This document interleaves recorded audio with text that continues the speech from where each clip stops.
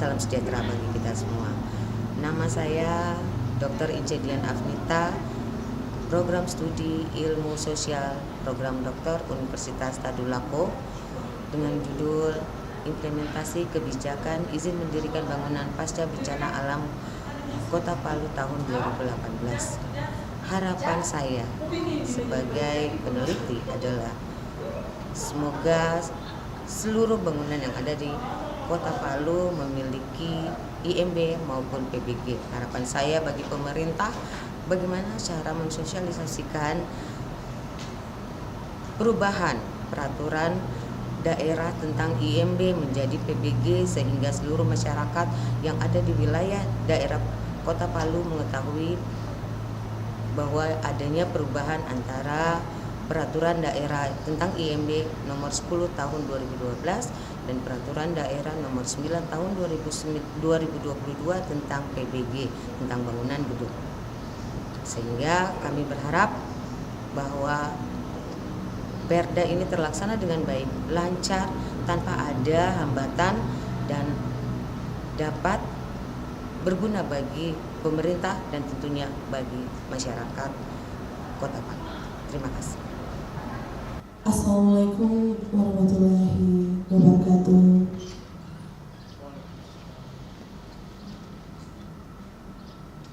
Selamat pagi, salam sejahtera bagi kita sekalian. Om Swastiastu, Namo Buddhaya, salam kebajikan. Puji dan syukur kehadiran Tuhan Yang Maha Kuasa pada kesempatan ini kita dapat melaksanakan ujian terbuka promosi doktor Prama Venda Ince Dian Afnita nomor stambuk B103210111. Judul disertasi Implementasi Kebijakan Izin Mendirikan Bangunan Pasca Bencana Alam Kota Palu tahun 2018.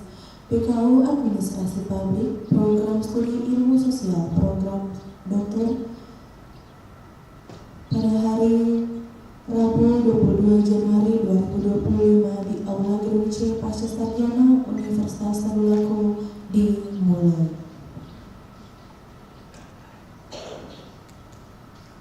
Selanjutnya kepada seluruh tim penguji kami persilakan memasuki ruangan sidang dan Bapak Ibu hadirin dimohon untuk berdiri. Assalamualaikum. Waalaikumsalam. Tes coba ada mic-mu itu apa suaramu kecil coba Satu.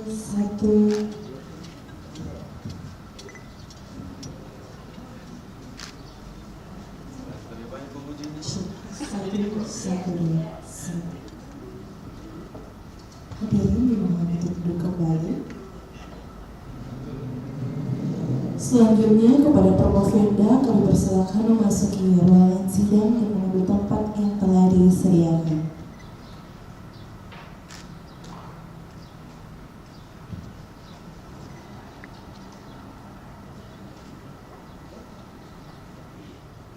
Sidang ujian terbuka promosi doktor akan dipimpin oleh Direktur Pasca Sarjana Universitas Tadulako dengan hormat Profesor Dr. Insinyur Adam Malik MSc, Ibu ASEAN Engineer.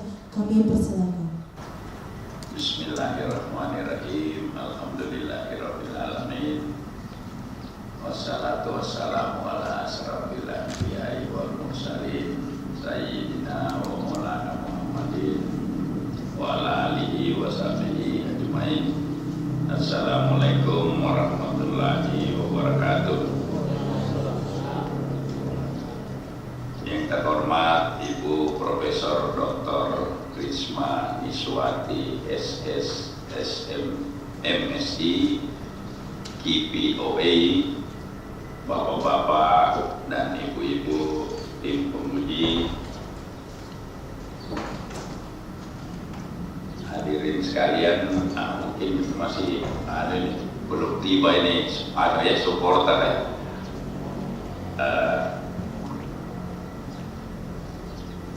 Saudari Promovenda, dengan memohon perlindungan taufik dan hidayah Allah Tuhan Yang Maha Kuasa, saya buka sidang ujian promosi doktor atas nama calon Ince Dian Afnita. Sebelum kita melanjutkan, saya mau persilahkan kepada tim promotor Saudari Promopenda untuk membacakan pertanggungjawaban akademik. Untuk itu saya persilahkan kepada Ibu Dr. Siti Hairiah Ahsan, MSc. Silakan. Bismillahirrahmanirrahim. Terima kasih pimpinan sidang.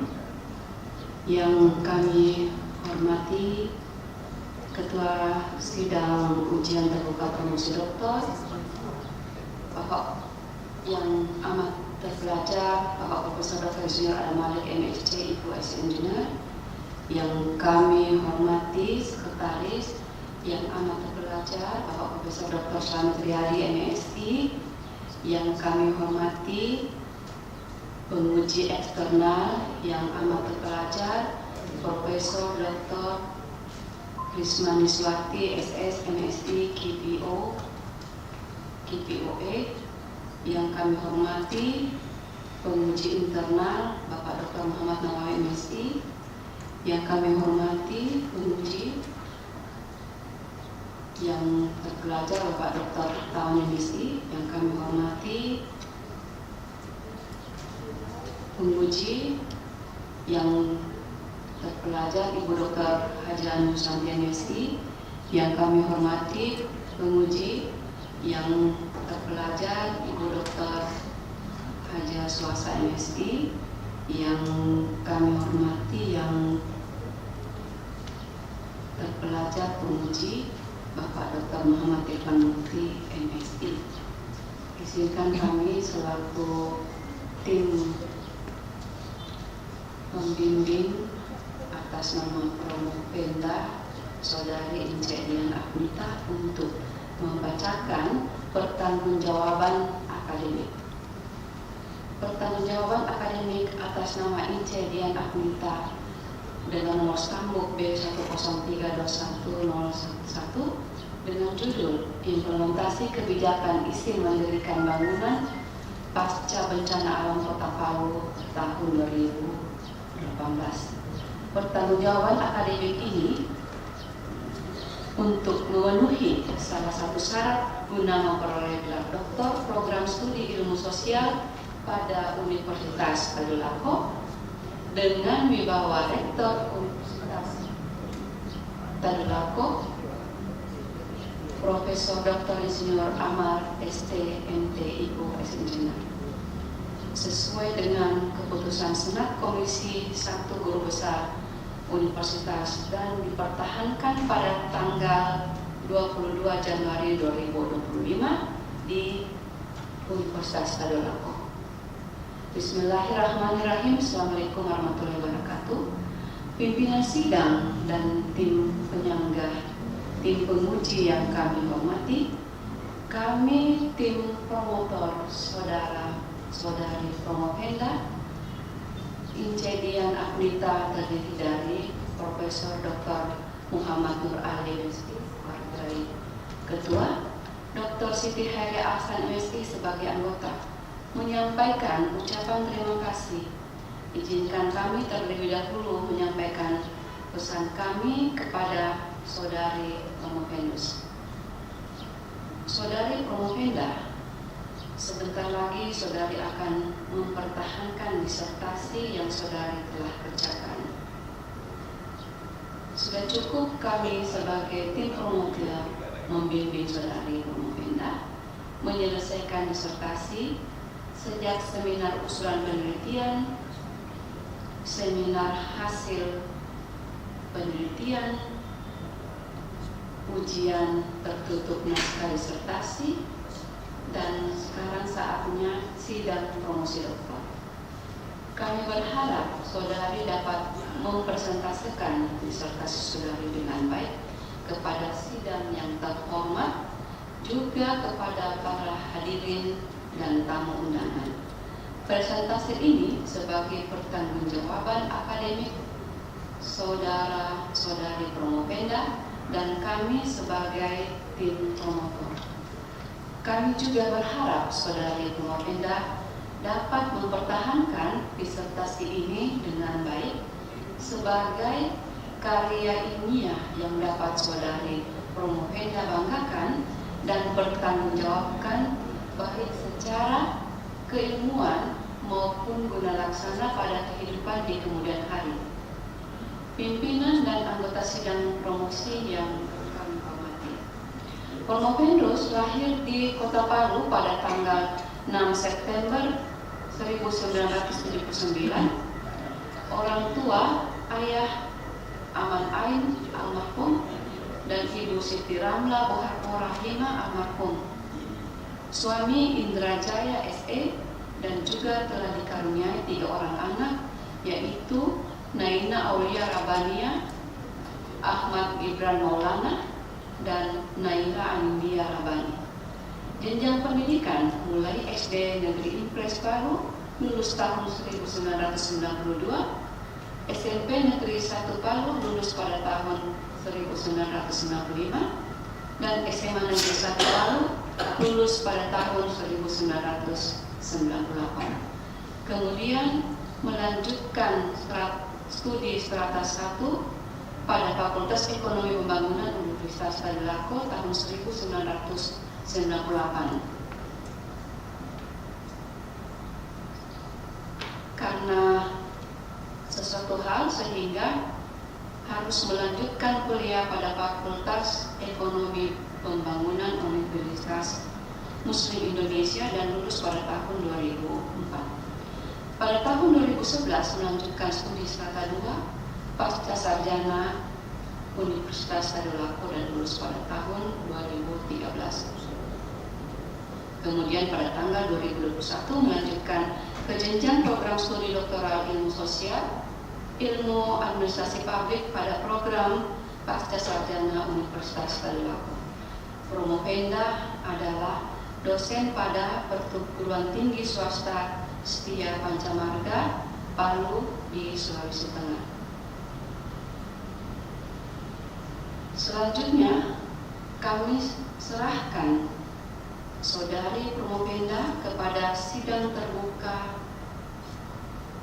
ujian promosi doktor ini berkenaan dengan promosi doktor untuk diuji. Kami akan menerima segala keputusan dalam sidang yang terhormat ini atas performa akademik Promopenda serta kelayakan Promopenda mendapat gelar akademik tertinggi di Universitas Tadulako.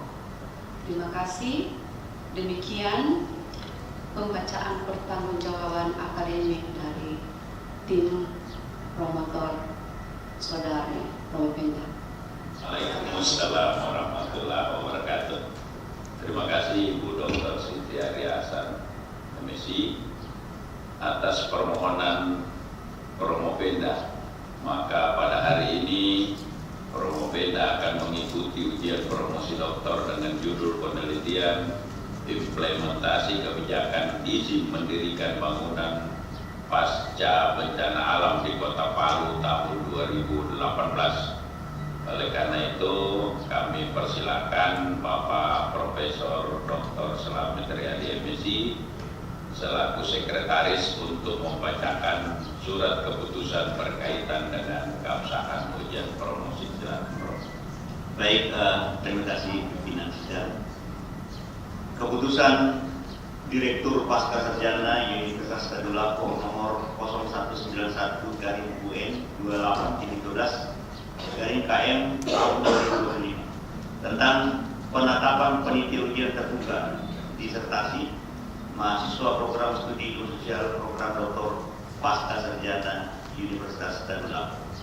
Direktur Pasca Sarjana Universitas Tadulako membaca dan seterusnya, menimbang dan seterusnya, mengingat dan seterusnya, memutuskan menetapkan pertama mahasiswa peserta ujian disertasi di bawah ini nama Ince Dian Apnita Stambuk B1032111 program studi ilmu sosial program doktor, judul penelitian implementasi kebijakan izin mendirikan bangunan pasca bencana alam Kota Palu tahun 2018. Panitia pelaksana Profesor Dr. Insinyur Adam Malik MSc A2 Asian Engineering kedua, Profesor Dr. Slamet Riyadi MSc Sekretaris, Profesor Dr. Risma Niswati SS MSc BPOI Komisi Eksternal, Dr. Muhammad Awai MSc Penguji Internal, Dr. Hartawan MSc Penguji, Profesor Dr. Muhammad Nur Ali MSc Promotor. Beliau berhalangan hadir pada kesempatan ini. Dr. Siti Heli Hasan MSc Co-Promotor, Dr. Ani Susanti MSc Penguji, Dr. Suwarsa MSc Penguji, Dr. Muhammad Irfan Mukti MSc Penguji. Kedua, konsekuensi pembiayaan yang diperlukan atas diterbitkannya keputusan ini dialokasikan melalui sistem perhitungan pembayaran remunerasi. Ketiga, keputusan ini berlaku terhitung mulai tanggal ditetapkan dengan ketentuan apabila di kemudian hari ternyata terdapat keluar akan diadakan perbaikan sebagaimana mesti. Ditetapkan di Palu pada tanggal 16 Januari 2025. Direktur Profesor Dr. Insinyur Adam Malik. Terima kasih. Terima kasih Prof. Selamat Riyadi. Selanjutnya saya mempersilahkan Promopeda untuk memaparkan ringkasan hasil penelitian disertasi paling lama 15 menit. Silakan. Assalamualaikum warahmatullahi wabarakatuh. Selamat pagi. Om Swastiastu, Namo Buddhaya, salam kebajikan, salam sejahtera bagi kita semua. Terima kasih Promopeda ucapkan kesempatan dalam kesempatan ini untuk membacakan ringkasan dari disertasi hasil penelitian tahun ini.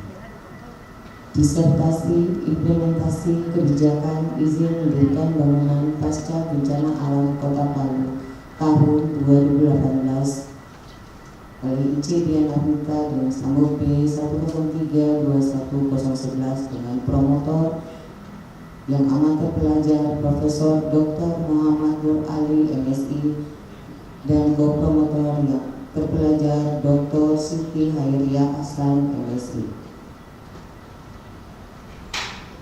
Latar belakang masalah yang terjadi di Kota Palu sehingga peneliti Promopeda mengambil judul ini terjadi pertama karena pasca bencana alam pada tahun 2018 yang terjadi di Sulawesi Tengah, khususnya di Kota Palu telah mengalami banyak pembangunan kembali infrastruktur, baik itu bangunan milik negara maupun milik masyarakat yang tidak melakukan perizinan di kantor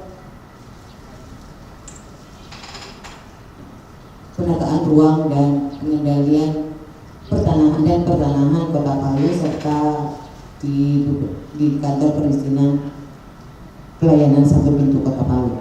Kemudian banyaknya bangunan yang dibangun kembali maupun yang direnovasi oleh masyarakat tidak memiliki IMB sehingga banyak pula bangunan yang dibangun kembali tidak sesuai dengan kelayakan bangunan dengan kondisi struktur tanah dan tata ruang Kota Palu serta keamanan dari bangunan tersebut. Kemudian di akhir tahun 2022 Peraturan Daerah Kota Palu nomor 10 tahun 2012 tentang IMB tidak diberlakukan lagi karena ada peraturan daerah pengganti peraturan daerah tersebut, yaitu Peraturan Daerah nomor 9 tahun 2022 tentang bangunan gedung, serta perda ini belum diketahui hampir seluruh masyarakat yang ada di Kota Palu. Ada beberapa perbedaan antara Peraturan Daerah Kota Palu nomor 10 tahun 2012 tentang izin mendirikan bangunan dan Peraturan Daerah Kota Palu nomor 9 tahun 2012 tentang bangunan gedung. Di antaranya adalah persyaratan yang harus dilakukan oleh masyarakat dalam melakukan pengajuan perizinan tersebut. Ada penambahan yang harus dilakukan oleh masyarakat dalam melakukan perizinan, yaitu melakukan perizinan melalui secara online melalui aplikasi, kemudian ketambahan biaya bagi masyarakat yang melakukan perizinan tersebut dengan melibatkan dari jasa konstruksi, jasa konsultan konstruksi. Apabila hal tersebut dilakukan oleh masyarakat, maka dengan maka perizinan itu tidak bisa terlaksana karena dari persyaratan yang diajukan tidak terpenuhi.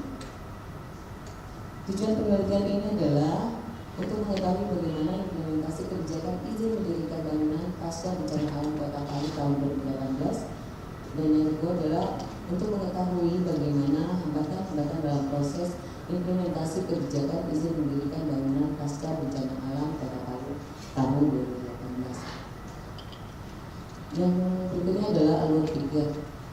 Untuk mengetahui bagaimana implementasi kebijakan izin mendirikan bangunan pasca bencana alam Kota Palu tahun 2018, peneliti menggunakan model implementasi kebijakan dari Donald S. Van Meter dan Carl E. Van Horn untuk membantu peneliti dalam melakukan penelitian tentang implementasi kebijakan IMB ini. Di antaranya adalah bagaimana standar dan sasaran kebijakan, terus kemudian bagaimana sumber daya, ketiga bagaimana karakteristik organisasi pelaksana kebijakan tersebut, komunikasi antara organisasi dan sikap pelaksana, kemudian sikap para pelaksana, dan bagaimana lingkungan sosial, ekonomi, dan politik dalam menerima dan mendapat kebijakan tersebut.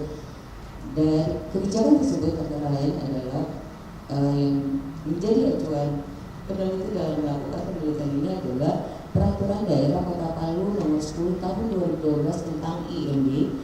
Kemudian yang berikutnya adalah Peraturan Daerah Kota Palu Nomor 9 Tahun 2022, yaitu perubahan dari Peraturan IMB tahun 2012 tersebut.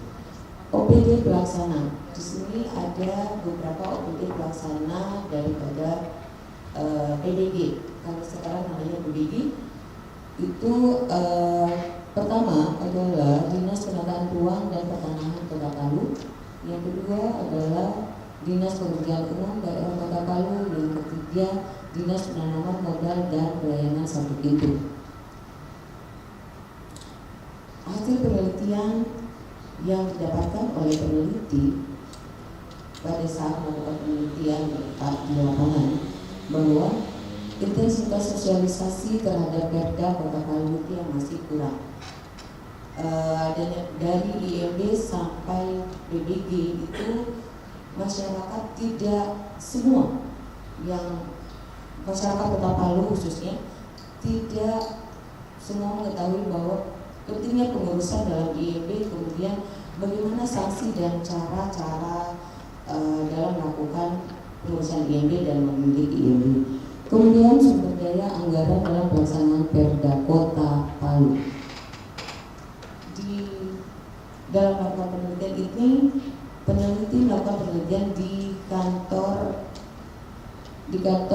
Penataan Ruang dan Pertanahan Kota Palu, serta pekerjaan umum dan Dinas Penanaman Modal. Akan tetapi yang melakukan pelaksanaannya ini adalah Dinas Penataan Ruang dan Pertanahan Kota Palu bidang pengendalian. Sedangkan untuk bagian Dinas Pekerjaan Umum Kota Palu banyak sebagai konsultan perencanaan, baik itu pembangunan maupun struktur tanah. Kemudian untuk penanaman modal sendiri, Dinas Penanaman Modal dan Pelayanan Satu Pintu itu merupakan tempat keluarnya surat izin tersebut. Jadi peneliti di sini lebih banyak melakukan penelitian pada Dinas Penataan Ruang dan Pertanahan Kota Palu, sebab mereka yang langsung turun langsung dalam bagaimana peraturan daerah ini dilaksanakan. Sehingga dalam penelitian itu peneliti mendapatkan bahwa kurangnya sumber daya anggaran ini sangat berdampak pada sosialisasi, karena ternyata di Dinas Penataan Ruang untuk kegiatan IMB atau PBG ini dianggarkan belum sesuai dengan apa yang harus dilaksanakan untuk bagaimana masyarakat mengetahui ini. Kemudian yang ketiga adalah bagaimana populasi yang komprehensif. Jadi aturan-aturan tentang bagaimana membangun, bagaimana pentingnya IMB atau PBG ini, apalagi dengan kondisi bahwa Kota Palu ini merupakan salah satu daerah yang terkena bencana alam pada tahun 2018, sehingga masyarakat banyak yang suka membangun karena mereka berpikir ini adalah tanah mereka. Aturan hanya sebagai mereka tahu ada IMB, tapi mereka tidak mengetahui bagaimana pelaksanaan dan keamanan buat mereka sendiri. Lokasi penataan ruang pertanahan Kota Palu, lokasi penelitian pada Dinas Pekerjaan Umum Kota Palu, penanaman modal pelayanan terpadu satu pintu dan Kota Palu. Jenis penelitian yang dilakukan oleh peneliti adalah secara kualitatif, di mana ada sumber datanya dan data primer, yaitu data-data yang diperoleh secara langsung oleh peneliti langsung dari para informan maupun dari kantor tempat peneliti melakukan penelitian. Yang kedua adalah data sekunder, yaitu berupa data-data yang tidak langsung berupa aturan-aturan ataupun literatur yang ada kaitan dan yang ada kaitannya dengan penelitian. Waktu penelitian dilakukan oleh peneliti dari bulan November tahun 2023 sampai dengan bulan Juli, sebenarnya sampai bulan kemarin Desember peneliti melakukan perbaikan. Hasil dan pembahasan yaitu perubahan peraturan daerah nomor 10 tahun 2012 tentang IMB menjadi peraturan daerah nomor 9 tahun 2022 tentang bangunan gedung. Hal ini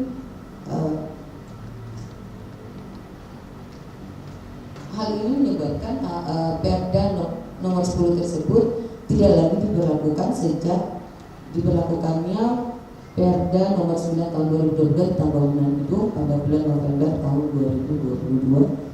Kemudian Perda baru tentang bangunan gedung merupakan rujukan dari Peraturan Pemerintah Republik Indonesia nomor 16 tahun 2021. PP nomor 16 tahun 2021 ini ditujukan kepada seluruh wilayah Indonesia. Hasil dan pembahasan dari standar dan sasaran kebijakan dari Perda nomor 9 tahun 2022 adalah menjadikan bangunan gedung lebih efektif dan efisien berdasarkan fungsi kelayakan dan pemanfaatan ruang serta kompleksitas permanensi dan tingkat risiko tanah dan bangunan. Sedangkan sasarannya adalah seluruh bangunan masyarakat Kota Palu dan bangunan instansi pemerintah maupun swasta. Kenyataan di lapangan terjadi bahwa banyak hambatan yang dilakukan oleh petugas lapangan pada saat melakukan sosialisasi tentang Perda ini, karena masyarakat tidak mengetahui bagaimana keamanan bangunan yang harus mereka bangun. Jadi semata-mata hanya membangun agar ada tempat teduh, tempat tinggal, tetapi mereka tidak tahu bahwa kelayakan tanah untuk pembangunan itu mungkin tidak layak karena mungkin ada garis patahan di situ. Jadi makanya dalam Perda ini sebenarnya sudah ada diterapkan bahwa tentang dalam pengurusan itu tentang bagaimana membangun dengan baik. Akan tetapi ini yang tidak sampai di masyarakat. Kemudian bagaimana sosialisasi yang dilakukan kepada masyarakat memang masih sangat kurang, sehingga masih banyak yang belum mengetahui dengan adanya perubahan Perda dari IMB menjadi PBG. Hal tersebut terbukti pada saat melakukan pengurusan pun di dinas penataan ruang, bahwa masyarakatnya datang bukan PBG, jadi mereka tidak tahu apa itu PBG. Yang mereka ketahui, IMB dan PBG. Tetap itu yang masih kurang dilakukan oleh pemerintah daerah Kota Palu. sosialisasi tentang perubahan peraturan daerah. Kemudian sumber daya manusia yang masih kurang karena kekurangan personil lapangan yang sesuai dengan keahlian dan pendidikannya. Fasilitas penunjang tugas lapangan juga masih belum cukup, sumber daya anggaran yang masih terbatas. Petugas lapangan Kota Palu memiliki beberapa wilayah seperti Palu Utara, Palu Barat, Palu Timur, Palu Selatan. Akan tetapi petugas untuk lapangan pengecekan itu hanya sedikit yang mengetahui, khususnya yang keahlian di kantor tersebut. Jadi sehingga kurangnya personel untuk lapangan. Padahal itu penting sebagai salah satu upaya sosialisasi yang dilakukan oleh pemerintah daerah Kota Palu, khususnya Dinas Penataan Ruang, itu adalah mereka jalan untuk melakukan pengawasan jika ada bangunan yang melakukan masyarakat yang melakukan pembangunan tetapi tidak mengurus PBG, akan mereka beri teguran atau mempersilahkan mereka untuk melakukan pengurusan ke Dinas Penataan Ruang atau membuka aturan. Kemudian sumber daya fasilitas penunjang tugas lapangan juga yang masih belum cukup. Hal itu dibuktikan langsung oleh peneliti bahwa ternyata Dinas Penataan Ruang itu memiliki kendaraan operasional saja itu cuma 3 dan bukan hanya digunakan untuk IMB, tetapi yang lain digunakan oleh bidang-bidang yang lain. Kemudian sumber daya anggaran yang masih terbatas. Sumber daya anggaran yang masih terbatas ini, hal ini pada saat melakukan mereka sudah diajukan bahwa untuk pelaksanaan PBB ini anggarannya sekian, tetapi persetujuan untuk anggaran pelaksanaan IMB atau PBB ini sekian. Jadi dalam pelaksanaannya banyak yang masih membutuhkan anggaran. Komunikasi dan koordinasi yang terjalin baik dan lancar antar OPD yang terlibat dalam pelaksanaan perda tersebut. Jadi ada 3 OPD ini komunikasi yang mereka jalin itu baik. Kenapa karena mereka intens melakukan komunikasi. Kemudian perubahan Perda IMB, Perda Bangunan Gedung sangat mempengaruhi lingkungan ekonomi, sosial, dan politik yang ada di wilayah Kota Palu. Hal ini disebabkan karena kondisi wilayah Kota Palu pasca bencana alam di tahun 2018 membuat kehidupan masyarakat menjadi berubah dari segi ekonomi, sosial, politik yang ada di Kota Palu, sehingga masyarakat tidak peduli dengan adanya perubahan Perda. Hambatan proses implementasi kebijakan IMB pasca bencana alam 2018, yaitu belum adanya kesiapan dari para pelaksana, baik itu dari pemerintah daerah, implementator, dan pelaksana implementasi kebijakan. Kemudian terbatasnya sumber daya anggaran, terbatasnya pemahaman masyarakat tentang perubahan prosedur pendaftaran dari izin mendirikan bangunan menjadi persetujuan bangunan gedung dengan pendaftaran yang dilakukan secara online. Keterbatasan dana masyarakat yang disebabkan melibatkan jasa konsultan yang mengakibatkan masyarakat menjadi tidak tertib terhadap peraturan yang ada, serta kurangnya sosialisasi peraturan daerah Kota Palu yang terbaru tentang bangunan gedung pengganti peraturan daerah tentang izin mendirikan bangunan kepada masyarakat, yang disebabkan terdapat banyak perbedaan antara peraturan daerah yang baru dan peraturan daerah yang kebaruan atau novelty dari peneliti adalah hasil penelitian menunjukkan bahwa dari 6 aspek implementasi kebijakan, parameter dan termohon, ada beberapa aspek yang masih dinilai kurang oleh peneliti pada saat melakukan penelitian, antara lain sasaran kebijakan yang belum maksimal, di mana sasaran kebijakan yang belum menyeluruh, sumber daya manusia dalam pelaksanaan kebijakan tersebut juga masih kurang, fasilitas untuk kelancaran dan dalam melaksanakan tugas belum memadai serta memerlukan sosialisasi perubahan peraturan yang ditetapkan oleh pemerintah menjadi terlambat, sehingga dalam melaksanakan kebijakan yang menjadi ketetapan pemerintah maka dibutuhkan tambahan aspek dari parameter pengeluaran, yaitu kelancaran pelaksanaan kebijakan seperti yang dikatakan oleh teori dari Ripley dan Franklin yang mengungkapkan bahwa keberhasilan implementasi ditandai dengan lancarnya rutinitas fungsi kelembagaan dan tidak adanya masalah yang dihadapi dalam suatu penyusunan kebijakan dan pelaksanaannya sebisa mungkin lancar dan tidak memenuhi hambatan. Di sini maksudnya kelancaran adalah tidak tersendat-sendat. Kelancaran terjadi ketika seseorang atau kelompok untuk mencapai tujuan. Kelancaran ini bersifat positif karena sebagai suatu pemacu dan untuk mencapai tujuan yang ingin dicapai. Lancar, tidak tersendat-sendat atau tidak tersangkut, kelancaran memiliki arti yang sangat penting dalam setiap pelaksanaan suatu tugas atau pekerjaan. Suatu tugas atau pekerjaan akan terlaksana apabila ada kelancaran pekerjaan tersebut. Kelancaran merupakan keadaan yang akan menyebabkan pelaksanaan terlaksana dengan baik dan maksimal. Kesimpulan, standar dan sasaran kebijakan, sumber daya pelaksanaan peraturan pemerintah Kota Palu yang belum optimal disebabkan kurangnya sosialisasi, kemudian sosialisasi yang kurang karena adanya perubahan peraturan pemerintah dari nomor 10 menjadi nomor 9 tentang IMB menjadi PBB, kemudian kurangnya sumber daya manusia yaitu personal petugas lapangan dan fasilitas yang belum mencukupi serta sumber daya anggaran yang masih kurang.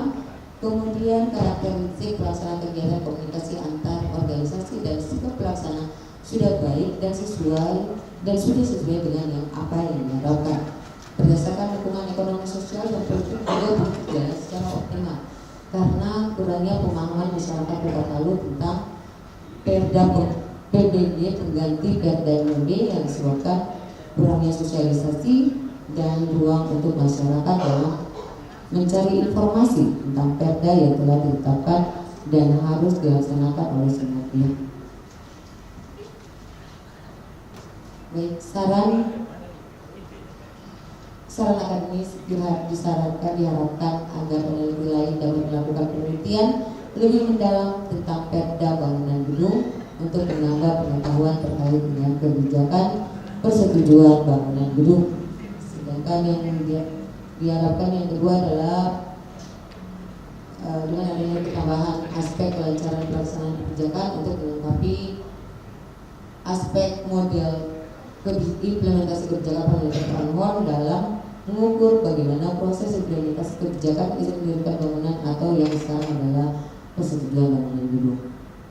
Saran praktisnya adalah diharapkan Kota Palu meningkatkan sosialisasi tentang Perda pengganti tentang bangunan gedung ke seluruh masyarakat yang ada di wilayah Kota Palu. Diharapkan pemerintah Kota Palu lebih meningkatkan sumber daya manusia dan sumber daya anggaran dalam pelaksanaan Perda nomor 9 tahun 2022 tentang bangunan gedung ke depannya.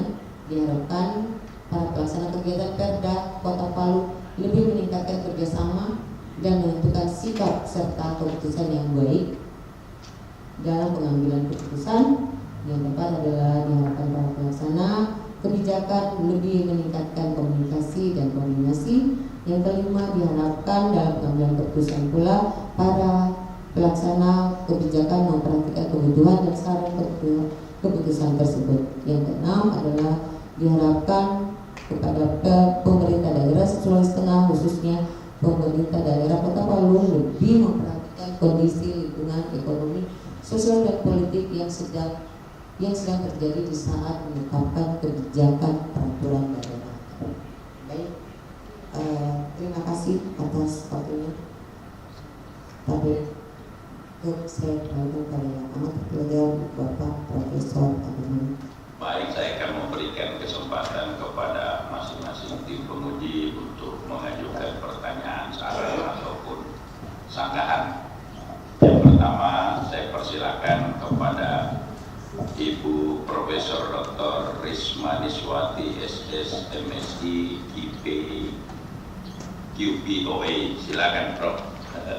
Banyak pimpinan sidang yang saya hormati, Maha Guru Maha Terpelajar Bapak Profesor Dr. Insinyur Adam Malik MSc IPO ASEAN Engineer, yang saya hormati tim penguji, Ketua Prodi, Maha Guru Maha Terpelajar Bapak Profesor Dr. Slamet Riyadi MSI, kemudian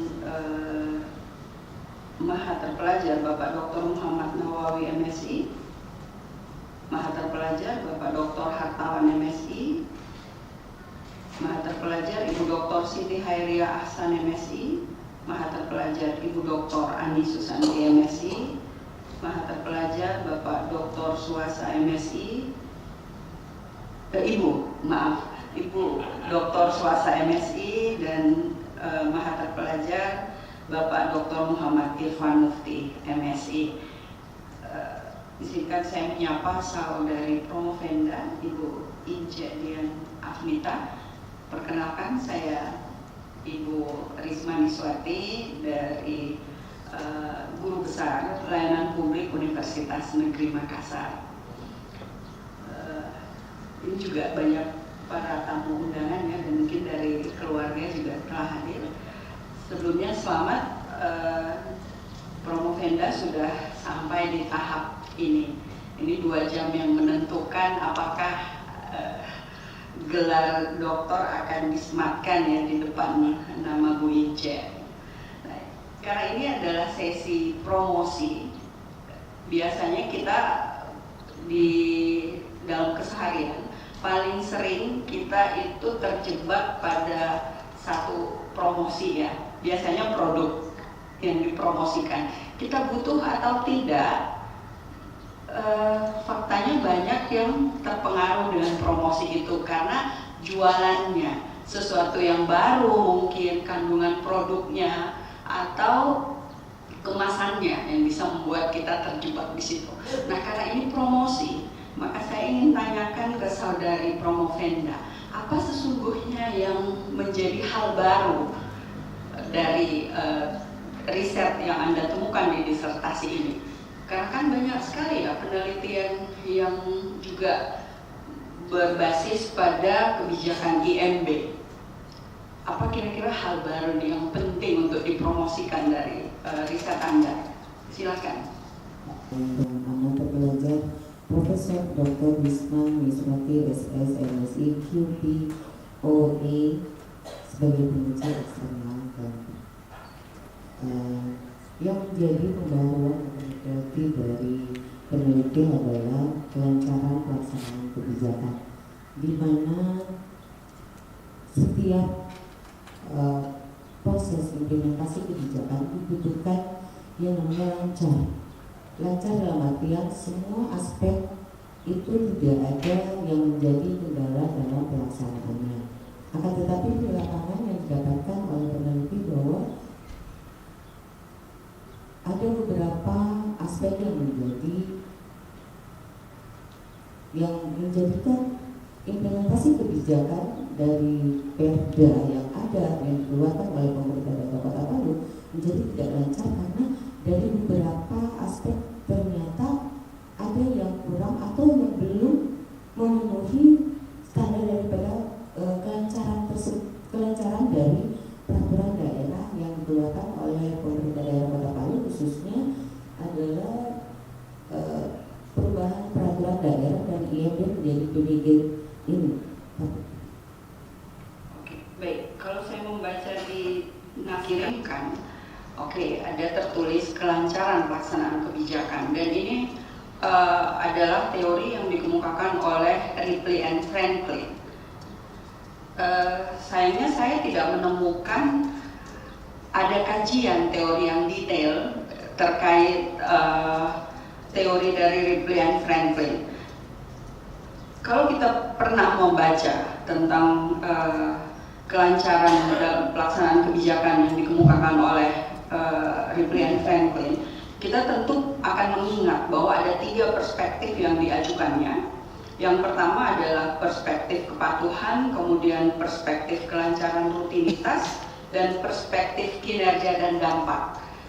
Mudah-mudahan nanti Promovenda bisa masukkan itu ya, menambahkan ke dalamnya. Nah, ini menjadi menarik bahwa ketika kita ingin memasukkan teori ini ke dalam teori dari Van Meter dan Van Horn yang sudah Anda adopsi sebelumnya di IMB, maka tentu saja harus ada indikator tentang kelancaran pelayanan publik ini dari sudut pandangnya Ripley. Nah, kalau ini mau diadopsi sebagai sebuah bauran teori, ya, apa yang menjadi indikator menurut Promovenda untuk dijadikan penentu bahwa oh ya ini sudah lancar dari 3 perspektif tadi? Iya. Yang menjadi indikator sampai menyebabkan tidak lancarnya implementasi kebijakan tentang perubahan peraturan yang dilaksanakan yang ditetapkan oleh pemerintah daerah adalah yang tadi, bahwa ternyata dinas pemerintah daerah Kota Palu masih kekurangan personil untuk bagian pengendalian atau bagian pengawasan atau bagian dan juga bagian analis bangunan. Hal tersebut disebabkan memang kekurangan personil untuk lapangan bagian pengawasan, kemudian bagian untuk sosialisasi yang masih kurang. Itu disebabkan karena kurangnya sumber daya anggaran untuk membuat kegiatan yang bisa mengumpulkan masyarakat, dalam artian bagaimana cara pemerintah melaksanakan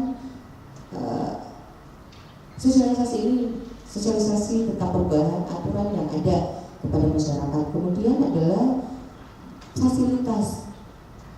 fasilitas yang ada ternyata tidak bisa menjadi salah satu penunjang kelancaran dari pelaksanaan implementasi kebijakan yang ada. Hal tersebut disebabkan pemerintah daerah Kota Palu menyediakan yang namanya fasilitas, tetapi tidak mengkhususkan pada suatu bidang atau kegiatan dalam proses implementasi kebijakan seperti yang dilakukan oleh bidang pengendalian tata ruang. Jadi mereka memiliki fasilitas seperti kendaraan operasional untuk melakukan pengawasan pada masyarakat yang ada di Kota Palu, akan tetapi kendaraan operasional itu dipakai juga oleh bidang lain, jadi sehingga mereka membutuhkan ada range waktu untuk pelaksanaan tersebut. Selanjutnya saya persilakan kepada Bapak Prof. Dr. Muhammad Nawawi, MSc. Silakan. Terima kasih. Assalamualaikum warahmatullahi wabarakatuh. Ibu Ince Dian Afniati, Ibu Propendus, saya ucapkan selamat Bu, sudah masuk di tahapan terakhir, tahapan kritis.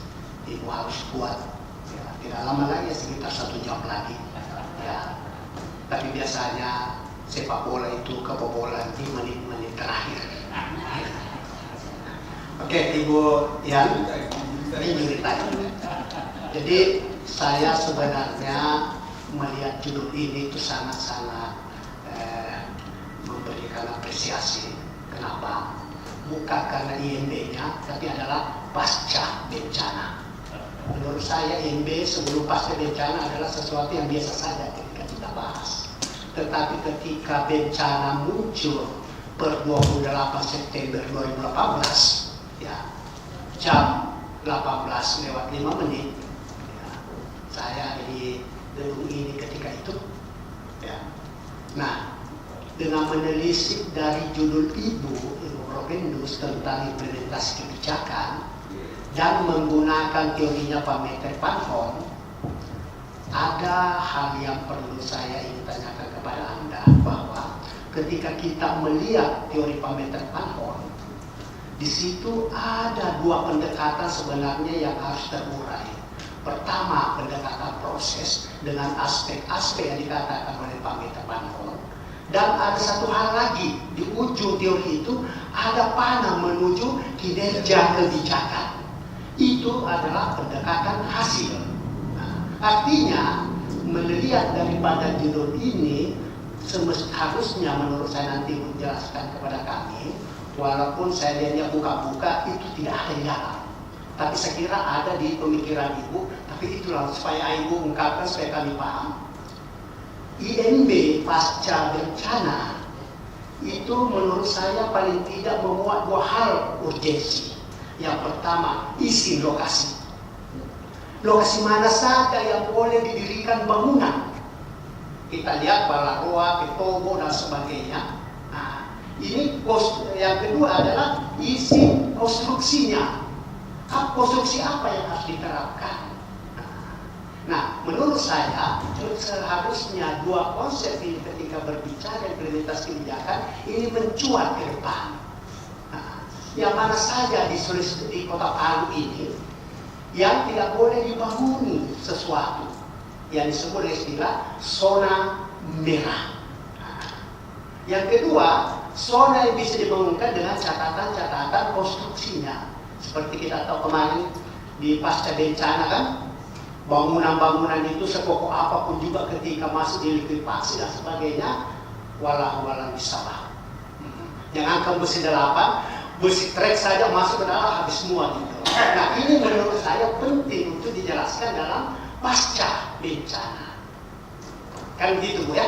Nah, karena ini bicara IMB pasca bencana, bukan IMB sebelum bencana. Nah, sehingga menurut saya ini yang perlu Ibu coba kemukakan kepada kami. Tadi di temuannya ada ketidaklancaran, tetapi saya tidak melihat dari perspektif hasil itu. Sebenarnya memang berapa IMB yang diajukan oleh masyarakat yang ingin membangun di zona-zona merah, kemudian konstruksi yang tidak dilayani oleh pemerintah Kota Palu. Nah, ini kan menjadi penting supaya kita melihat antara keberadaan teori Pak Meta Panhon. Karena setahu saya Pak Meta Panhon itu tidak pernah bicara masalah bencana. Tapi Anda ingin melakukan seperti itu. Nah, bagaimana perspektif Anda untuk menjelaskan ini? Dan pendekatan, saya tidak mau melihat pendekatan prosesnya karena sudah ada dalam ini, tapi pendekatan hasilnya atau konfirmasi terhadap IMB ini pasca bencana. Ada enggak yang dilakukan oleh pemerintah Kota Palu? Seperti itu. Khususnya yang terkait dengan isi lokasi, dengan isi konstruksi yang perlu diperlukan seperti itu. Saya kira itu pertanyaan saya, Bu. Silakan untuk dijawab. Terima kasih.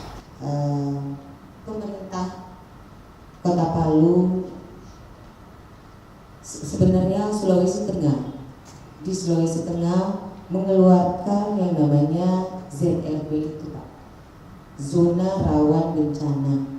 Zona rawan bencana ini dia terbagi pada 4, yaitu ada yang zona 1 yaitu zona kuning muda. Kalau di dalam peta tergambarkan dia diberi warna kuning muda zona 1 yang meliputi zona rawan likuifaksi sedang, yaitu zona rawan tsunami rendah, zona rawan gerakan tanah sangat rendah, dan zona rawan banjir menengah dan tinggi. Kemudian ada yang namanya zona 2 yaitu untuk pengembangan bersyarat atau zona kuning bersyarat, meliputi zona rawan likuifaksi tinggi, rawan tsunami menengah, zona rawan gerakan tanah menengah, zona rawan banjir tinggi. Kemudian ada yang namanya zona 3 untuk pengembangan terbatas, yaitu zona kuning tua. Zona terbatas didefinisikan untuk zona sepadan aktif Palu Koro sedalam 10 sampai 50 meter ke dalam tanah. Zona rawan likuifaksi sangat tinggi, zona rawan tsunami tinggi di luar sepadan pantai, dan zona gerakan tanah tinggi.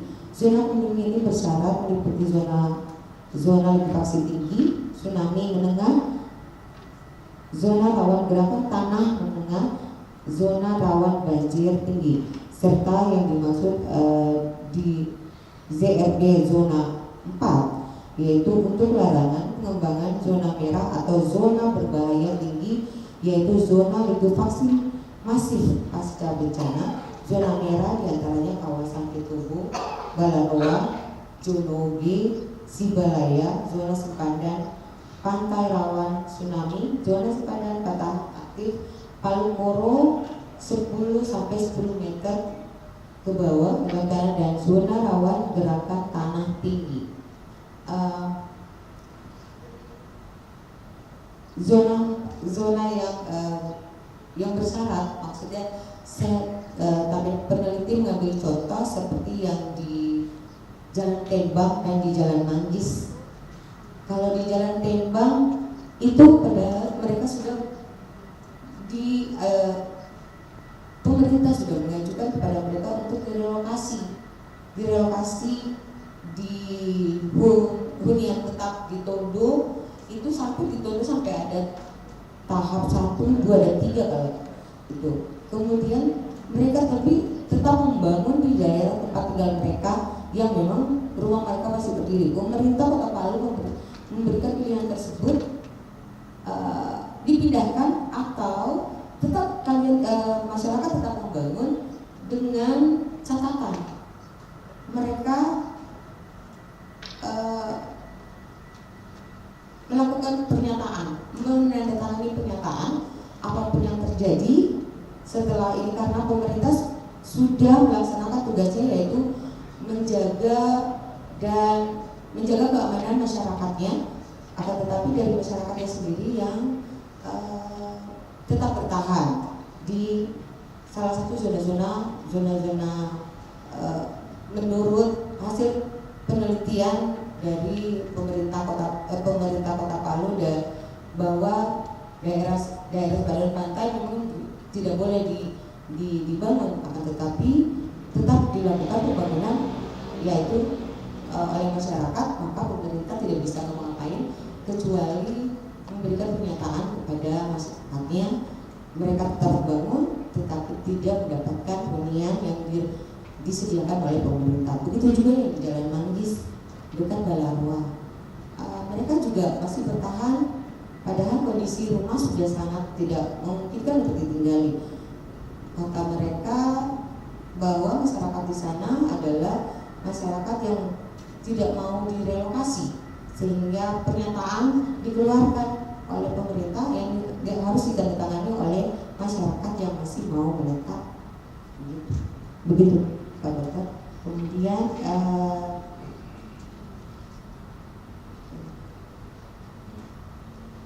bagaimana hasil kinerja dari teori implementasi model dari implementasi kebijakan pemerintah Pranawan itu ada 6. Kemudian dari 6 ini akan menghasilkan bagaimana prestasi kerja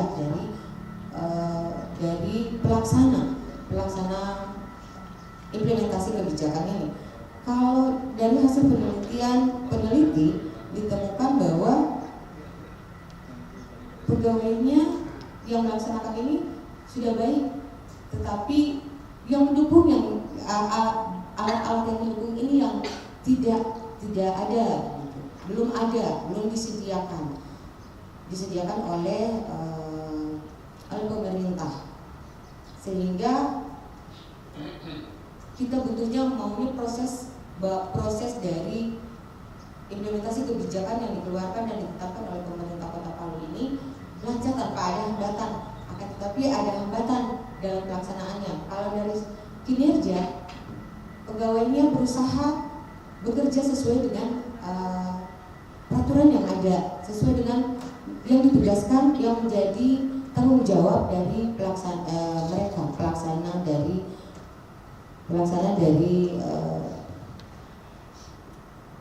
kebijakan tersebut. Terima kasih Bapak Dr. Muhammad Nawawi. Selanjutnya saya persilakan kepada Bapak Dr. Muhammad Irfan Mukti, MSc. Silakan Pak. Terima kasih pimpinan sidang, Profesor Adam Malik, tim penguji yang saya hormati, saudara kandidat dan saudara yang hadir pada hari ini. Ya, saya ingin memanfaatkan waktu yang lebih singkat kira-kira begitu ya, karena ini sudah menunjukkan kurang lebih jam 11.20 menit. Yang pertama, dari kandidat, saya ingin mengkonfirmasi saja.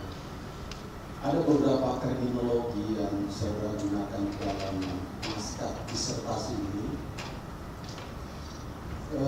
yang terkait dengan pasca bencana alam. Saya memahami tentang bencana alam itu, kalau peristiwa tahun 2018 di Kota Palu itu ada 3 peristiwa: gempa bumi, likuifaksi, dan tsunami. Betul ya? Tapi di dalam narasi-narasi yang saudara kembangkan di dalam disertasi ini selalu membedakan antara bencana alam dengan gempa bumi, karena selalu menggunakan istilah dan. Padahal istilah bencana alam itu adalah di peristiwa Kota Palu itu ada 3 peristiwa, kan begitu ya? Betul begitu ya? Nah, jadi dalam naskah ini perlu ada pelurusan kira-kira begitu ya. Jadi yang dimaksud bencana alam Kota Palu tahun 2018 itu adalah gempa bumi, likuifaksi, dan tsunami. Betul begitu ya? Oke. Itu menurut saya penting agar pembaca memahami betul. Jangan ada hal yang menurut saya terpisah dari ini. Karena menurut Anda gempa bumi dan bencana alam dan gempa bumi, begitu ya? Oke. Gitu ya? Ini naskahnya begitu di dalam narasi-narasi. Ini penting untuk diluruskan. Itu yang pertama. Yang kedua, saya menyambung dari Prof. Isma, dari Pak Dr. Muhammad Nawawi. Ini penting. Menurut saya penyampaian secara verbal tadi oleh saudara kandidat itu mestinya tergambarkan di dalam naskah ini. Misalnya begini, saudara. Ketika Anda meneliti tentang topografi Kota Palu, karena peristiwa tentang bencana alam yang 3 peristiwa itu yang Anda gambarkan di Kota Palu, lokusnya begitu ya. Kalau saya memahami tentang topografi ini kan harusnya tergambarkan bahwa wilayah Kota Palu yang terdampak dari 3 peristiwa ini ada ke 8 kecamatan ya, Kota Palu. Mestinya itu kan tereksplor dalam data sekunder. Bagaimana kondisional Manticore, bagaimana kondisional Palu Barat, Ujari, dan seterusnya. Itulah yang mestinya menjadi kekuatan prinsip afirmatif. Anda menyinggung di hasil penelitian Anda terkait dengan novelty. Anda menyinggung tentang teorinya replay inventing tadi disebut oleh Prof. Tentang patuhan, tentang kejelasan dan koordinasi. Nah, Anda mestinya mendalami di selain 3 aspek itu. Ripley dan Franklin itu menjelaskan ada 2 hal yang penting untuk mengkonsistensi sebuah implementasi kebijakan. Pertama tentang routine policy implementation. Yang kedua tentang non-routine policy implementation. Kan gitu ya? Mestinya kan yang terkait dengan routine implementation itu artinya bahwa kebijakan itu diimplementasi mengkonsistensi tentang kebijakan yang sudah ada.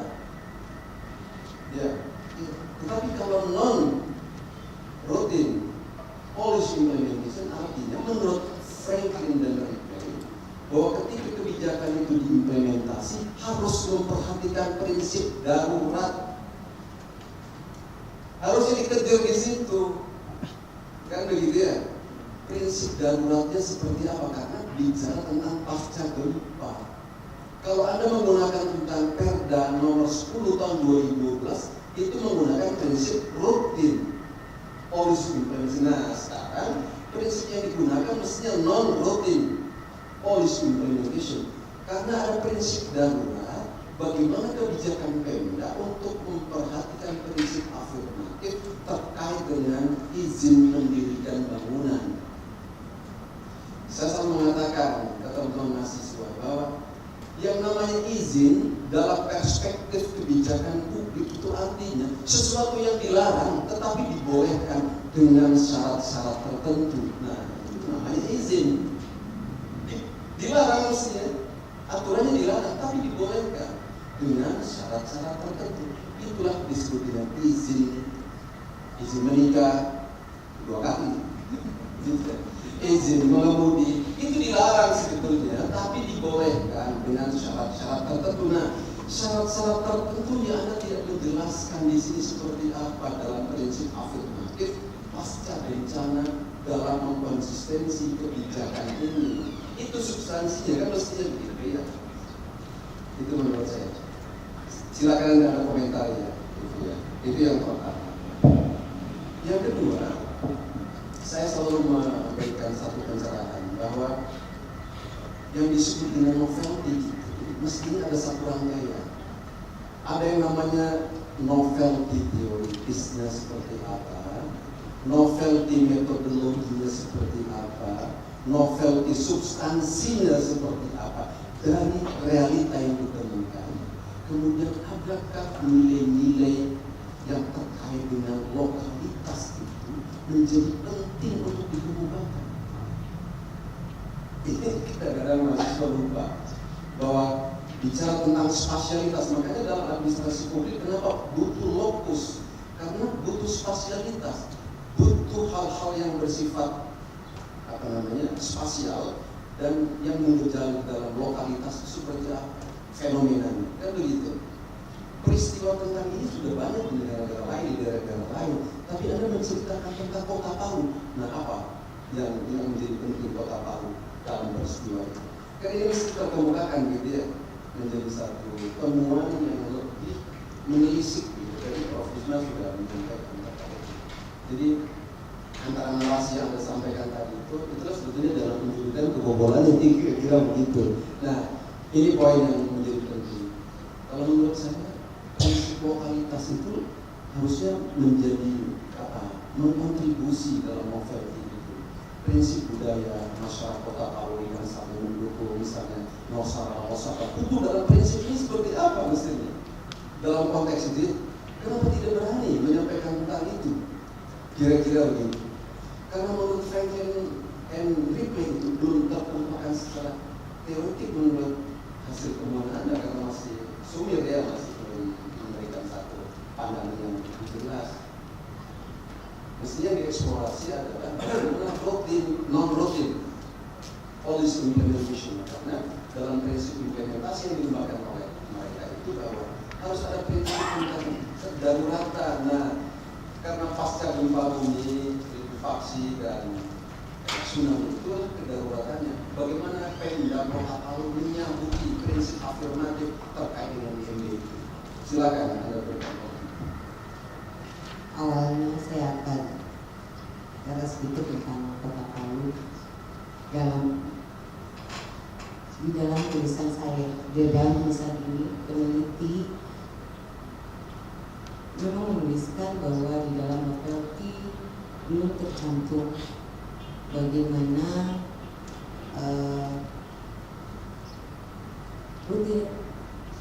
kegiatan yang dilakukan oleh pemerintah daerah yang bukan rutinitas yang mereka lakukan belum tercantum dalam tulisan ini, tetapi di dalam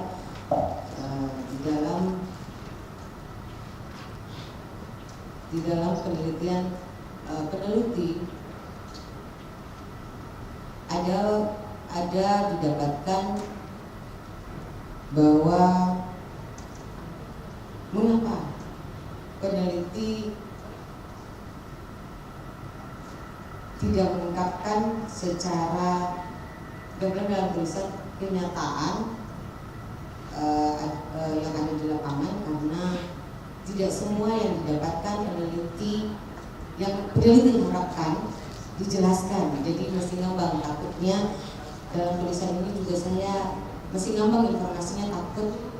Tetapi ada kenyataan satu yang didapatkan oleh peneliti dalam rutinitas yang dilakukan oleh para petugas implementasi kebijakan ini, bahwa banyak permasalahan yang didapatkan di lapangan sehingga membutuhkan yang namanya kelancaran.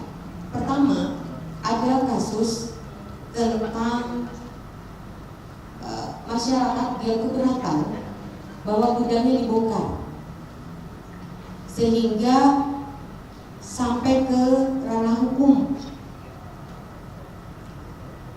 hanya karena petugas sudah memberikan yang namanya SP karena tidak sesuai dengan kelayakan bangunan, tetapi tetap dibangun oleh masyarakat tersebut, sehingga yang disalahkan adalah petugas. Padahal yang terjadi di lapangan, petugas sudah memberikan itu. Jadi rutinitas mereka ini mereka tidak di backup. Pertama, backupan itu secara dinas saja. Persoalan hukum. Untuk personal tidak. Secara personal petugas ini tidak ada backupan. Kemudian waktu di lapangan, kadang-kadang bukan jam kerja, tetapi bagaimana pimpinan dan para petugas ini sendiri menginisiatif mereka harus turun walaupun tidak ada anggaran. Kemudian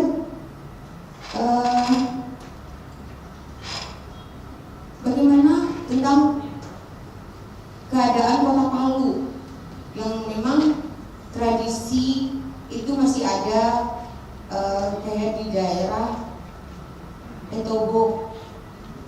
Di daerah Petobo ini budaya lokal itu masih kental sekali.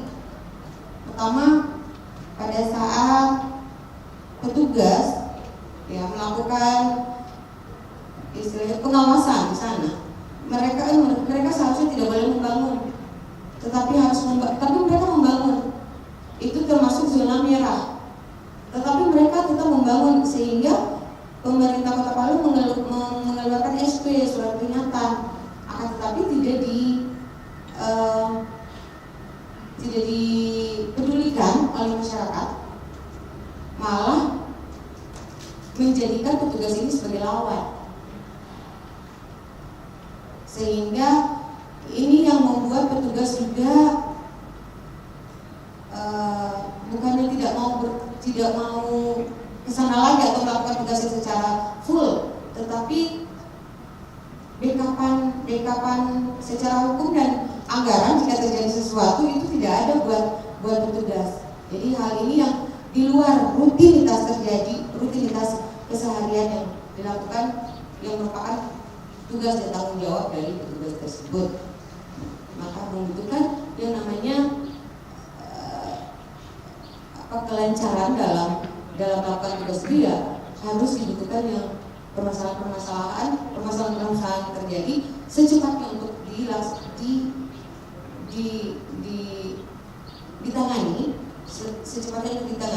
sehingga berikutnya pada tahun anggaran berikutnya itu sudah menjadi perhatian khusus dari pemerintah Kota Palu. Waalaikumsalam warahmatullahi wabarakatuh. Terima kasih Pak Dr. Ridwan. Selanjutnya saya persilakan Ibu Dr. Adi Susanti, MSc, silakan. Baik, terima kasih Prof atas kesempatan yang diberikan. Ibu Ince Dian Afnita ya.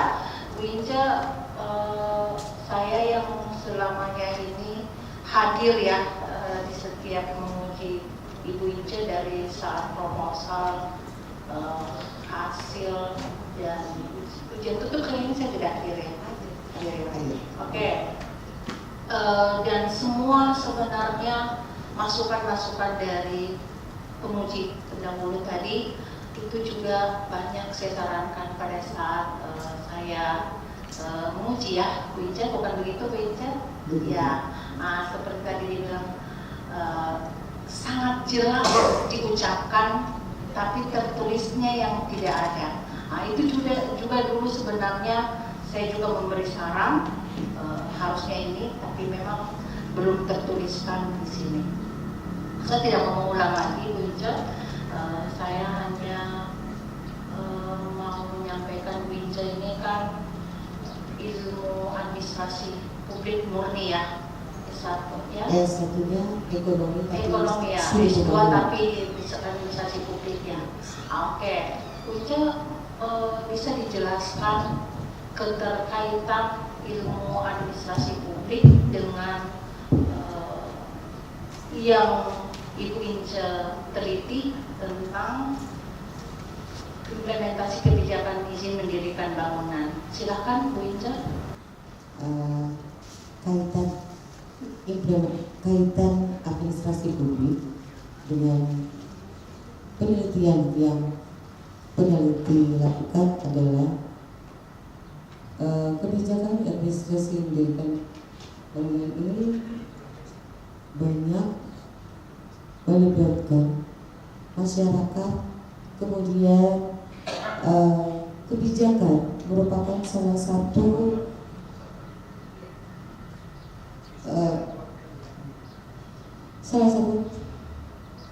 tindakan yang dilakukan oleh pemerintah, pelaku politik dalam rangka memilih tujuan dan cara untuk pencapaian tujuan. Tujuannya apa?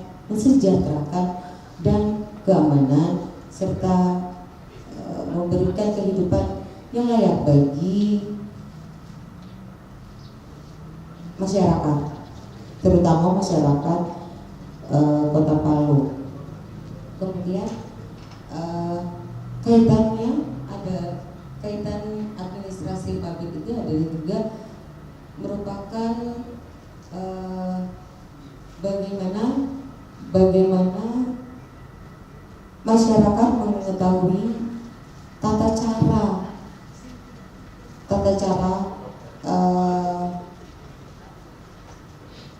cara dalam memahami suatu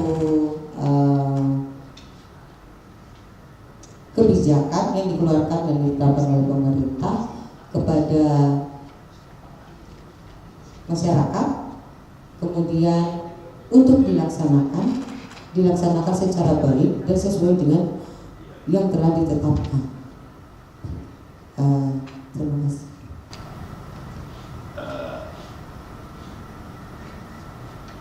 Mungkin satu-satu saja kita yang lebihnya. Saya persilakan kepada Ibu Dr. Suwana MSI. Silakan. Baik, terima kasih. Assalamualaikum warahmatullahi wabarakatuh. Yang saya hormati Bapak Profesor Dr. Insinyur Adam Malis, MSc, Ibu ASN. Yang saya hormati Bapak Profesor Dr. Sami Triade, MSc. Yang saya hormati Ibu Profesor Dr. Risma Niswati, SS, MSc. Selamat datang Ibu. Yang saya hormati Bapak Dr. Nawawi, MSc.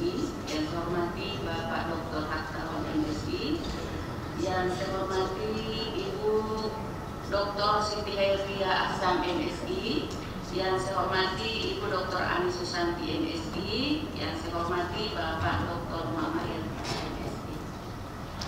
Baik, judul penelitian Saudari Promopenda yaitu implementasi kebijakan isi mendirikan bangunan pasca bencana alam ya Kota Palu tahun 2018. Nah, penelitian yang dilakukan oleh Promopenda saat melakukan wawancara dengan beberapa pegawai yang ada di kantor Dinas Penataan Ruang dan Pertanahan Kota Palu bahwa pembangunan dan rehabilitasi bangunan rumah penduduk pasca bencana alam tahun 2018 ternyata banyak tidak memiliki isi mendirikan bangunan atau IMB. Dan banyak pula masyarakat yang belum mengetahui adanya perubahan peraturan daerah tentang IMB menjadi peraturan daerah bangunan gedung atau BG. Ya.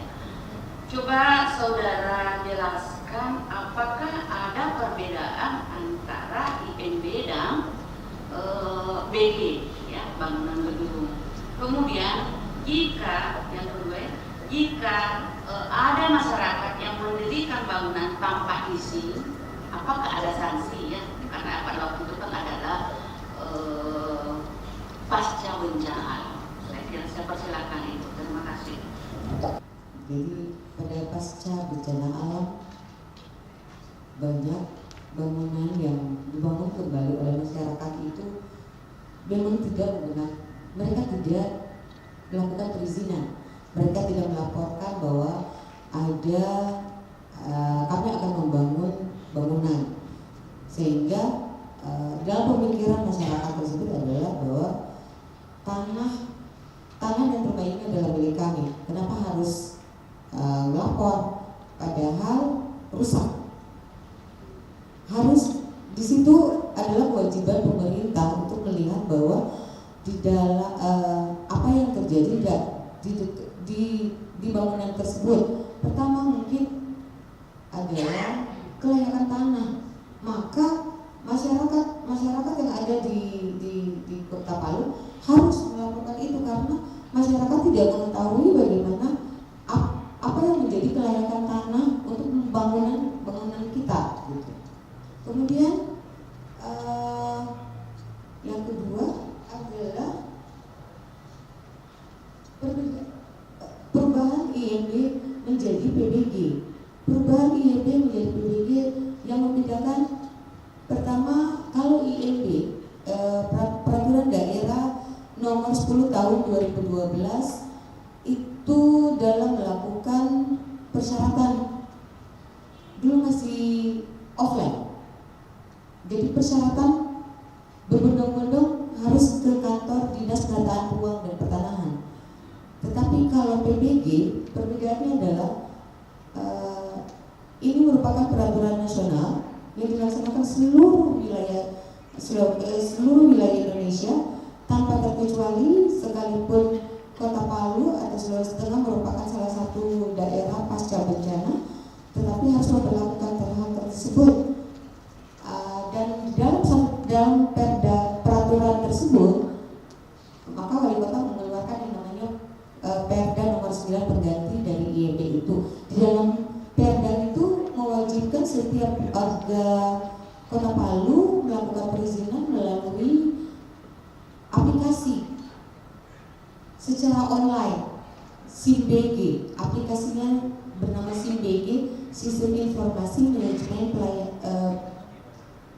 Persetujuan Bangunan Gedung, dan harus ada persetujuan jasa konsultan konstruksi. Sedangkan di IMB tidak ada mengharuskan masyarakat menyiapkan jasa konstruksi. Kalau di PBG, masyarakat yang menyiapkan jasa konstruksi bekerja sama dengan dicarikan oleh dinas PU. Begitu, tapi dokter. Selanjutnya saya persilakan kepada Bapak Dr. Hartawan MSI, silakan Pak.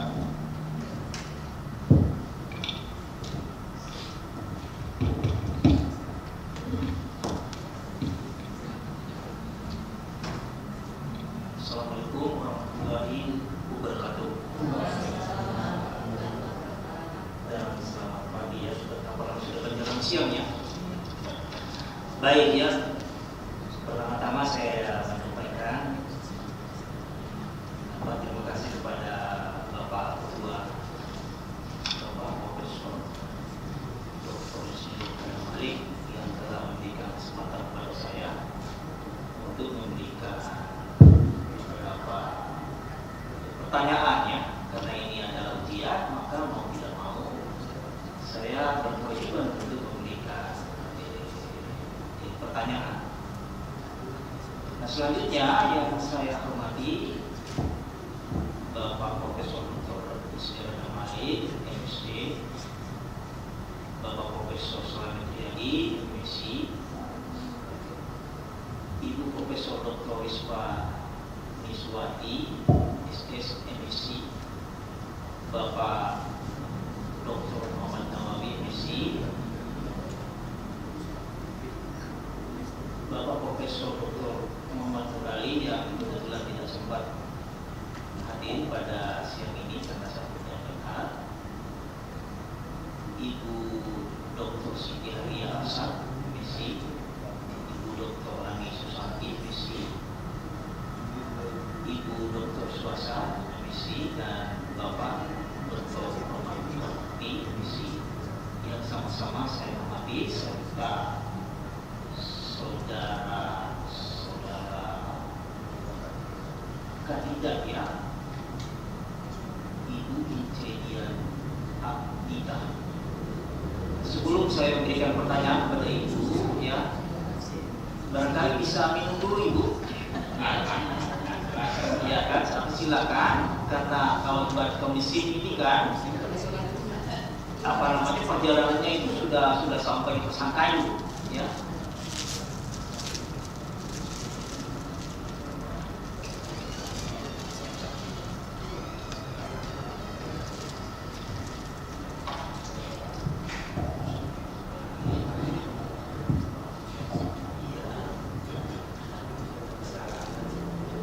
Baik ya. Nah, yang pertama, saudara Profeda, saya ingin bertanya berkaitan dengan latar belakang penelitian saudara. Apa sih yang menjadi problem penelitian Anda? Karena di dalam latar belakang penelitian, saya belum menemukan apa problemnya. Ya, dalam penelitian akademik itu, ciri penelitian akademik itu harus selalu dimulai dari adanya masalah, adanya problem. Ya. Nah, sehingga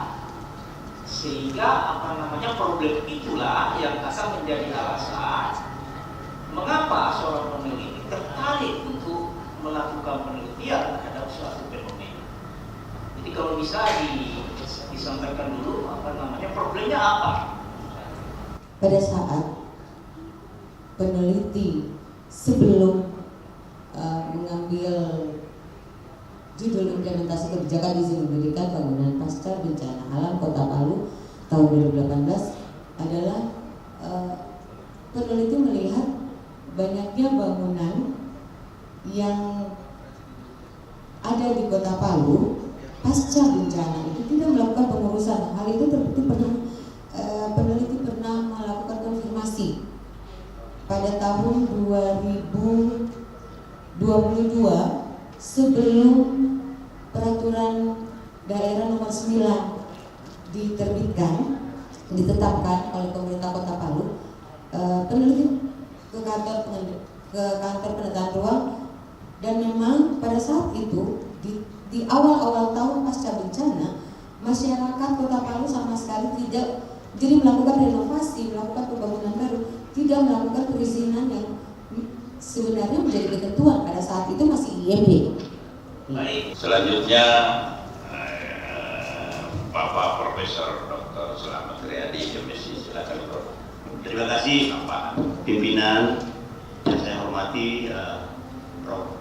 Risma Miswati sebagai penguji eksternal, promotor dan tim penguji yang saya hormati, dan Promopenda yang saya banggakan. Secara substansi saya kira riset ini sangat menarik ya, karena mencoba memotret persoalan isi mendirikan bangunannya. Nah, hanya saja ketika kita bicara dalam perspektif siklus kebijakan publik itu, seperti yang dipahami bahwa bicara soal siklus kebijakan publik kan ada proses formulasi, implementasi, dan evaluasi kebijakan publik. Nah, sebenarnya idealnya ini, riset ini lebih menarik ketika Promopenda lebih mengkaji soal evaluasinya ya. Jadi evaluasi kebijakan publik pasca bencana tahun 2018 dibanding dengan implementasi kebijakan. Nah, teori-teori yang bisa digunakan di situ adalah teori-teori yang dikemukakan oleh William Dunn misalnya. William Dunn menyoroti soal perbaikan-perbaikan kebijakan, akuntabilitas kebijakan, dan lain sebagainya. Tetapi saya kira itu idealnya ya. Tetapi ini kan disertasi sudah selesai dan riset ini sudah selesai. Nah, hal yang menarik lainnya menurut saya bahwa salah satu teori utama yang Anda gunakan adalah teori yang dikemukakan oleh dua ilmuwan politik ini. Ini Donald S. Van Meter dengan Karl S. Van Horn ini. Jadi ini ilmuwan politik sebenarnya yang melakukan ini. Namun kedua ilmuwan ini banyak memberikan kontribusi dalam proses-proses pengembangan kebijakan publik. Nah, hal menarik sebenarnya yang bisa Anda kembangkan dalam teori kebijakan itu adalah konsep-konsep pentahelix juga ya. Karena bicara soal kebijakan publik, terutama dalam perspektif implementasi kebijakannya itu tidak lepas dengan konsep-konsep pentahelix itu, hexahelix. Artinya bagaimana keterlibatan dengan para stakeholders lainnya, terutama keterlibatan dengan akademisi, media massa. Itu juga dikemukakan sebenarnya oleh Van Horn dan Van Meter itu dalam aspek komunikasi antara organisasi itu. Ya. Nah, itu sebenarnya harus dieksplor juga dalam kajian-kajian pembahasan. Nah, satu pertanyaan dari saya di aspek lingkungan sosial dan politik ini dan ekonomi, hasil riset Anda menunjukkan bahwa kecenderungan belum berjalan dengan baik. Lalu ada argumentasi yang memperkuat bahwa karena faktor komunikasi. Apakah tidak ada parameter-parameter lain menurut Formopeda yang menjadi hasil temuannya yang kira-kira yang menjadi problem sehingga ketiga aspek ini, terutama aspek komunikasi, aspek politik dan aspek sosialnya, lingkungan sosialnya itu tidak terlaksana. Silakan, saya kira saya. Sebenarnya ada, Prof, yaitu pengetahuan, di mana masyarakat Kota Palu tidak semua memahami bagaimana prosedur langkah dalam melakukan perizinan bangunan ini, bangunan gedung.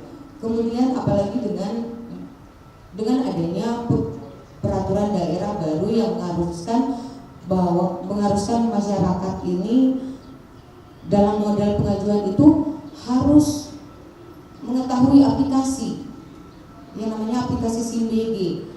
Sedangkan masyarakat yang pasca bencana ini rata-rata kalau ditanya yang mereka tahu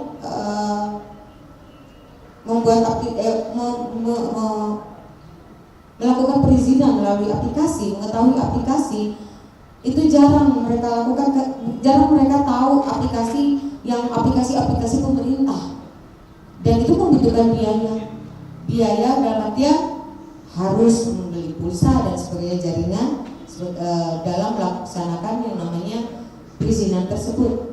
Maka yang sangat dibutuhkan adalah memberikan pengetahuan masyarakat tentang pentingnya IMB dengan penggunaan aplikasi seperti sekarang ini. Termasuk sikap pelaksana ya? Iya. Ideal. Saya persilakan kepada tim promotor Ibu Sri Haryasa, mungkin ada komentar sedikit tentang pertanyaan maupun jawaban dari Formopeda. Silakan. Formopeda Ibu Ice Dianagni. Ya, kita lanjutkan lagi setelah jeda azan. Kami sebagai salah satu tim pembimbing berterima kasih atas menurut penguji eksternal tembakan-tembakan yang ada yang meleset juga Ibu, ada juga yang tepat sasaran, tapi begitulah dinamika di dalam sebuah promosi doktor ya. Jadi memang banyak yang tidak ada yang sempurna, tetapi kita senantiasa berusaha menerima arahan-arahan dan pandangan-pandangan dari orang-orang yang berada di luar dari kita, yang akan menilai untuk sebuah implementasi kebijakan, khususnya isi mendirikan bangunan pasca bencana alam Kota Palu tahun 2018. Ya, disebabkan karena waktu saya tidak banyak berkomentar. Demikian pimpinan sidang. Assalamualaikum warahmatullahi wabarakatuh. Baiklah Ibu dan Bapak hadirin sekalian yang saya muliakan, setelah kami melakukan rekapitulasi nilai-nilai yang sudah dimasukkan oleh masing-masing tim penguji mengenai prestasi yang dicapai oleh kandidat selama studinya sebagai berikut. IP rata-rata untuk semua mata kuliah yang diujikan di luar disertasi adalah 3,88. Disertasi sebagai hasil karya tulis dan penampilan dalam redenasi ilmiah diberi nilai A, sehingga IP kumulatif menjadi 3,94. Dengan merata-ratakan hasil prestasi tersebut, maka kandidat memperoleh angka akhir kelulusannya sebagai Dr. Ince Dian Abnita. Dinyatakan lulus dengan predikat yudisium sangat memuaskan. Sebelum saya mengundang Promopenda untuk menandatangani berita acara, apakah saudara setuju dengan apa yang saya bacakan? Setuju, Prof. Oke, silakan ke depan untuk menandatangani berita acara.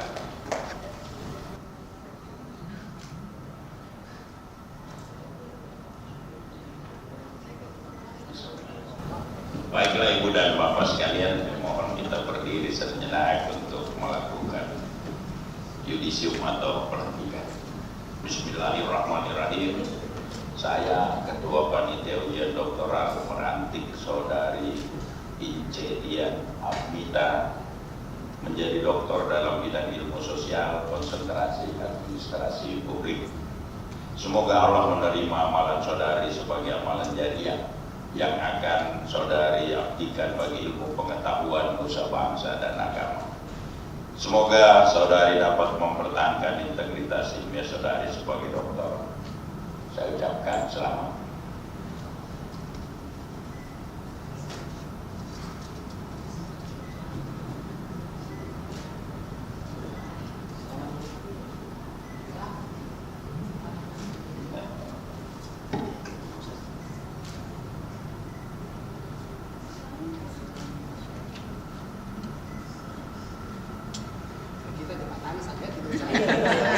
Tidak usah cipika-cipika.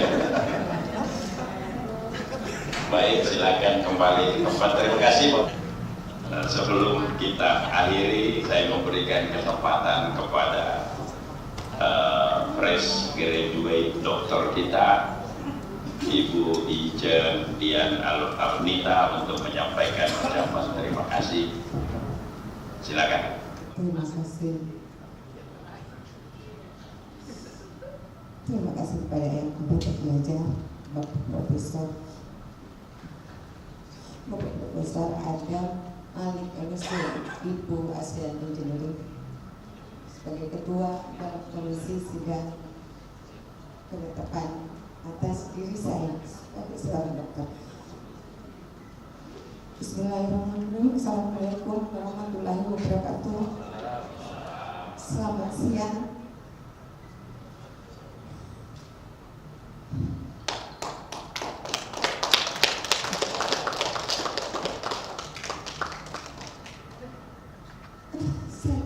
Terima kasih. Pertama, bila Allah saya diberi kesempatan sampai dengan sekarang. Dalam penulisan ini begitu banyak kendala yang saya hadapi. Salah satunya adalah kesehatan saya. Banyak yang menganggap bahwa saya tidak akan sampai di titik ini karena kesehatan yang begitu sangat tidak mungkin pada saat itu. Dan Allah memberi kesempatan kepada saya untuk berdiri di sini dan menyelesaikan kewajiban saya sebagai mahasiswa.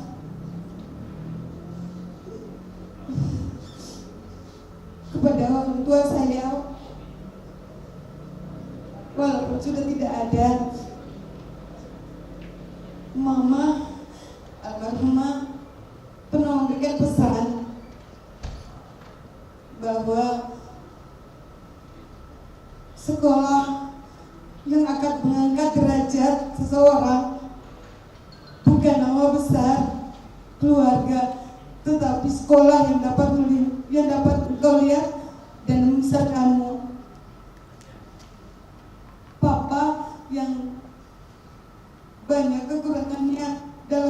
materi, tetapi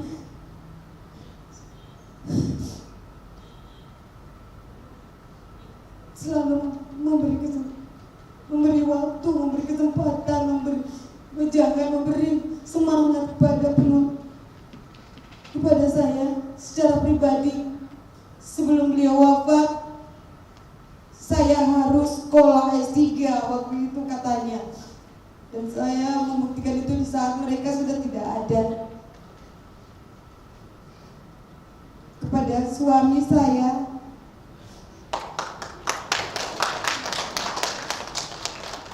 mohon maaf.